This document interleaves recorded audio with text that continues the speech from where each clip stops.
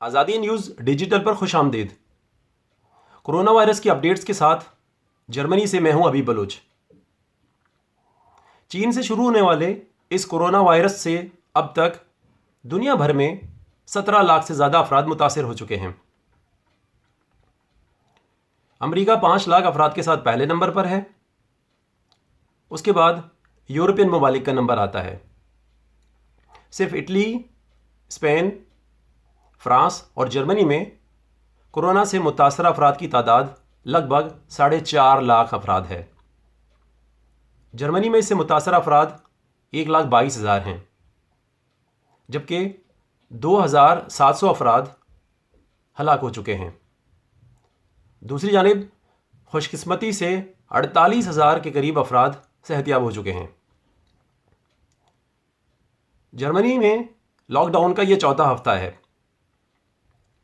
School, shopping malls, restaurants سب مکمل طور پر بند ہیں۔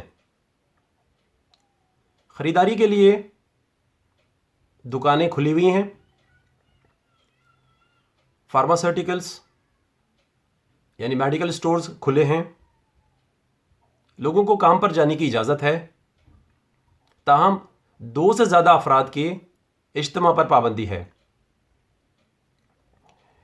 پہلا ہفتہ بہت مشکل سے گزرا، کیونکہ اٹلی کی صورتحال کے بعد پوری دنیا میں جرمنی سمیت صورتحال بہت زیادہ خراب ہو چکی تھی۔ اس کے بعد صورتحال میں بہتری آئی ہے۔ جرمنی میں ایک SOP پر عمل کیا جاتا ہے۔ وہ کچھ یوں ہے کہ اگر آپ بیمار ہیں تو گھر پر رہیں۔ اگر آپ کی طبیعت خراب ہے تو ڈاکٹر سے رجوع کریں۔ اگر بہت زیادہ خراب ہے تو آپ کو اسپتال منتقل کر دیا جائے گا۔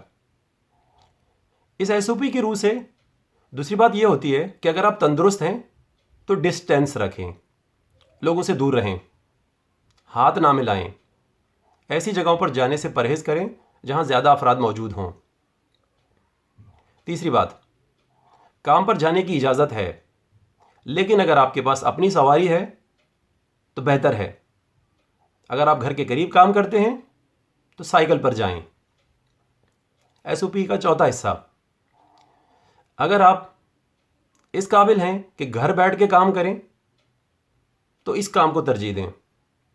پانچویں بات، آپ کے گھر کے قریب یا آپ کے پڑوس میں کوئی بزرگ افراد موجود ہیں تو ان کی جا کے مدد کریں۔ اس SOP پر زیادہ تر عمل کیا جاتا ہے۔ اٹلی کی صورتحال کے بعد پینک بہت زیادہ پھیلا تھا۔ یہی حال اب اسپین کا ہے، اور فرانس کی صورتحال بھی اب خراب ہوتی جا رہی ہے۔ خوف پورے یورپ میں موجود ہے۔ جرمنی بھی یورپ کا حصہ ہے، یہاں پر بھی لوگوں میں خوف موجود ہے۔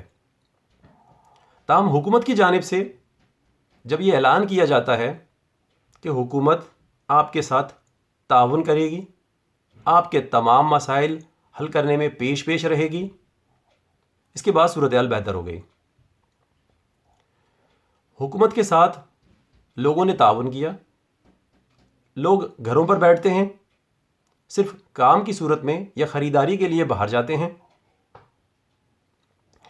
حکومت نے جو چھوٹے درجے کے یا درمیانے درجے کے جو کاروبار ہیں ان کے لیے 400 ارب روپے کے پیکیج کا اعلان کیا، جبکہ صحت کی صورتحال مکمل طور پر حکومت کے کنٹرول میں تو ہے، تاہم اس کے لیے مزید 156 ارب روپے کا اعلان کیا گیا۔